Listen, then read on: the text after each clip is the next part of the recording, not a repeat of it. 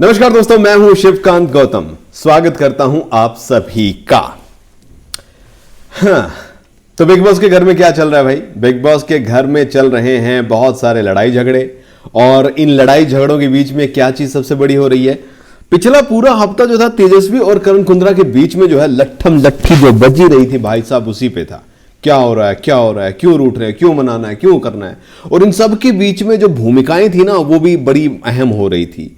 भूमिकाएं किसकी थी? भूमिकाएं ये थी कि करण के लिए निशान था और देवोलीना और राखी थे तेजस्वी के लिए। ये बात सलमान ने बोल दी।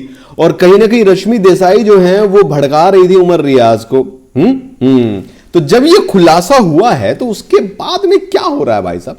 उसके बाद में तो देखो चीजें होनी थी। उमर रियाज रिएक्ट बहुत जल्दी करते हैं, ये बात हम पहले से ही जानते हैं कि वो तुरंत से रिएक्ट कर देते हैं कि ये क्या था, ये क्यों था, किस वजह से था ना सिम्बा।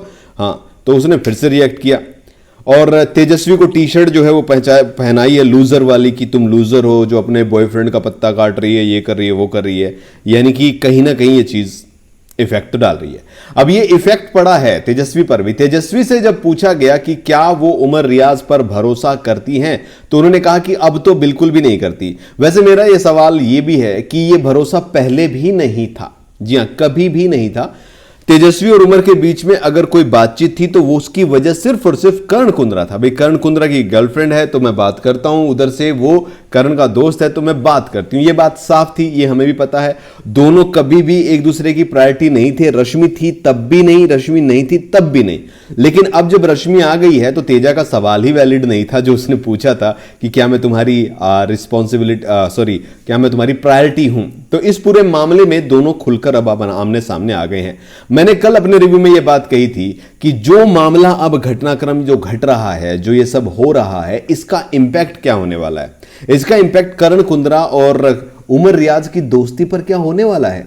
तेजस्वी और उमर के बीच में खुल्लम खुल्ला अब लड़ाई है, और इस लड़ाई के बीच में अब करण कुंद्रा को स्टैंड लेना पड़ेगा। हालांकि करण कुंद्रा अब तक जो गेम खेलते आए हैं उसमें यह रहा है कि वो इधर भी हैं उधर भी हैं, यत्र तत्र सर्वत्र हैं। जी हां, यत्र तत्र सर्वत्र वो जहां हमेशा रहते हैं। तो यही बात है। लेकिन अब क्योंकि डिफाइनिंग मोमेंट है, ऐसे में उन्होंने तेजस्वी को प्रपोज भी कर दिया है, उसने कबूल भी कर लिया है, कबूलनामा हो गया है, कबूल कबूल कबूल हो गया है। तो भाई अब तो साथ देना पड़ेगा। कहने का मतलब यह है कि अब इस पूरे मामले में जो चीजें निकल कर आ रही है वो है कि उमर और तेजा की लड़ाई का इंपैक्ट जो है वो उमर रियाज और करण कुंद्रा की दोस्ती पर भी पड़ेगा। और उमर रियाज अगर फिनाले वीक से पहले घर से बेघर हो जाते हैं और ये दोस्ती टूट जाती है तो करण कुंद्रा को बहुत बड़ा नुकसान होगा। और अगर उमर रियाज की दोस्ती नहीं टूटती है, और जैसा कि लग रहा है मुझे कि वो फिनाले वीक से पहले निकल जाएंगे, तो ऐसे में करण कुंद्रा क्लियर कट विनर भी बन जाएंगे। अब देखना यह है कि दोस्ती और प्यार के बीच में जीत किसकी होती है।